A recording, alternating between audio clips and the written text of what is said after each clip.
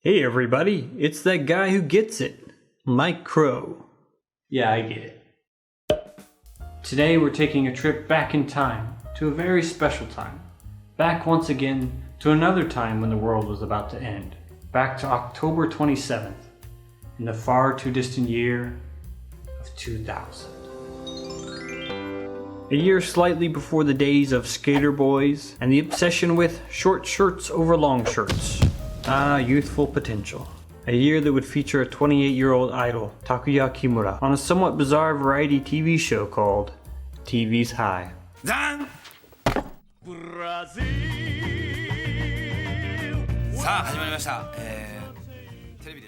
Odds are, if you've watched enough Japanese TV shows, then you've no doubt seen Kimura. He's best known for the legendary word salad group Sports Music Assemble People, which is known as SMAP to all those filthy casuals, which was me until about a minute ago when I looked them up. But before we get to the actual topic of this video, I think it's important to set the stage for the arrival of this show. This was during, dare I say, the golden years of Takuya Kimura, who from here on out I will refer to by his ultimate form, Kimutaku. Kimutaku started his idol journey in 1987 as part of the backup group to the popular dude boy group, Hikaru Genji. Hikaru Genji would perform songs in roller skates, as you did in those times. And to no doubt capitalize on the increasing popularity of skateboarding in the 1980s, Johnny's, the boy group factory and owner of Hikaru Genji, would create a backup dancer group of 12 young boys called Skate Boys, who would skateboard on stage. It was a sellout move so egregious, even Tony Hawk would have cried foul. Later on, the group would be reduced to just 6 of the coolest boys, and renamed SMAP after their aforementioned copywriting. And from there, young Kimutaku would sing, dance, and drama his way into the public's heart. In early 2000, he was on a show called Beautiful Life on TBS that had the highest ratings for that year, of 41.3%. To give a little comparison, from 2015 to 2020, there's only been one drama to break 30%. Needless to say, he was on everyone's TV, and then later that year, he would go on to host the bizarre late-night Fuji television show, TV's High. The show starts as all good late nights do, with a mysterious pizza man arriving at the door. But this pizza man is played by Katsuhisa Namase, best known for his role as this man in everyone's dreams. But what we actually see is a small sliver of light as we hear a conversation between Kimutaku and the pizza man play out. Hi. ピッツァマンです。ピッツァお持ちしました。はい、どうも。ドア開ける前にピッツァマンって言ってもらえます？なんで？30円引きになるんですよ。ピッツァマン。そんなに30円が欲しいんだ。He gets not just a pizza, but also a gift of a Terebi Kyoku Kaikyoku Kitto, aka a TV station starter kit. And after opening it up and eating some pizza, he soon gets a call from singer and actress Miki Nakatani, who asks him, what's he doing on TV and is it live?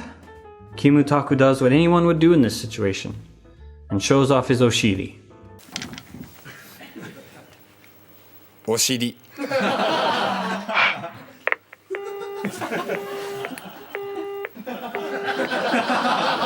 He later learns after reading the manual that he needs to get this show's rating up to 80%, and if he does, he gets another pizza. Later on, the instructions tell him to pick a name from the envelope, or he'll get punished by the radio law. He hurriedly finds one he likes, Itachi Kyodai, aka Weasel Brothers, but accidentally uses the TV's High card. We later find out that the TV's Highs actually refers to the ultimate plan of the man who set this up, Yukio Aoshima, who's known for his work as Ijiwaru Basan, among other things.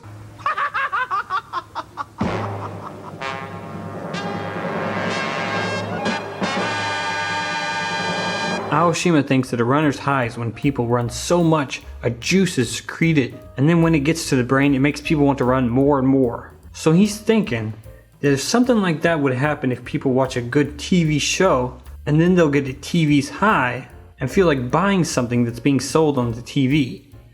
Like this.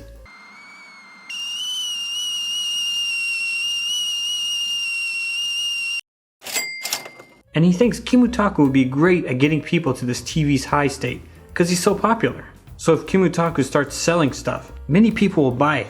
And the more people buy it in Japan, the economy will be better, and the prices will rise like inflation. And then the parking lot he owns out in Chuo Rinkan of Tokyo will be worth more. He's kind of betting his life on it, apparently. So a pretty solid plan. In all honesty, I had to have my friend explain this to me because it was really hard to follow. From the second episode and on, they introduced more of the talent. Yu as Eiri Nochi, Yuichi Kimura, Jun Murakami, Kankuro Kudo, Atsushi Yamanishi, and Kikue Nishiyama. The show is so chock full of cultural references that it feels like I'm watching a Mystery Science Theater 3000 episode. There were jokes about Iron Chef, boy mullets, and lots of references to famous people at the time. Even Utada Hikaru makes a guest appearance at the end. Honestly, I had a real hard time watching it because I had to constantly stop and try to find out what the hell they're talking about. But eventually, like in life, I learned to just give up. There are a lot of references to places in Tokyo, and I thought it was actually pretty cool to see the sponsors were like actual local places. Like the first one, Furexu Kamata, which after checking was there up until about 2010, but by 2013 was completely removed. That's sad. That's a neat little piece of Tokyo history. I was also impressed with the feel and creativity of the show as well. TV's High really feels like a show from 2000. It has that kind of Beakman's World, low-angle, fisheye camera feel to it. The set design is just so over the top and borderline hoarder, and many of the skits have a feeling of Monty Python or even Tim and Eric, especially the Chikuwa goddess scene, where they use their fingers to play out a romantic scene, and this weird thing from episode 6. もうお前日本中エクトプラズム出まくってんだよ。なんとかプラズムじゃなくてこれ餅飲んでるやつをこう逆回転してる。 I don't know what this is. They also kind of have like little snippets of them and a kind of mockumentary as they work on the show at the end of each episode. I thought this was a nice touch, and the shaky cam kind of reminded me of shows like The Office.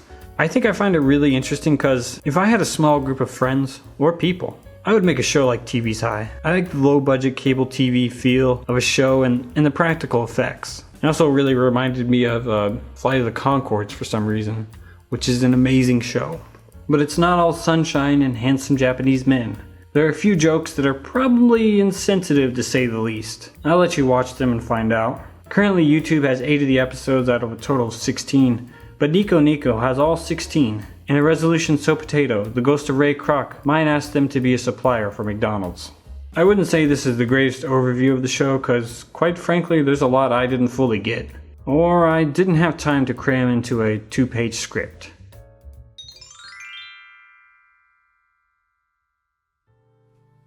On a different note, this will be my last video for the year. And starting next year, I'll probably be moving to a once every 2 weeks or once every 3 weeks schedule. So, there might be some other videos in between there, just if I'm feeling froggy. But the main reason is I have some projects that are a little bit bigger that I want to take more time on to get done. And hopefully I can. At any rate, I want to say, thanks for watching and sticking around with this channel. I hope to make next year a better year for this channel and for you too. So, happy holidays and thanks again for watching. I'll see you next year.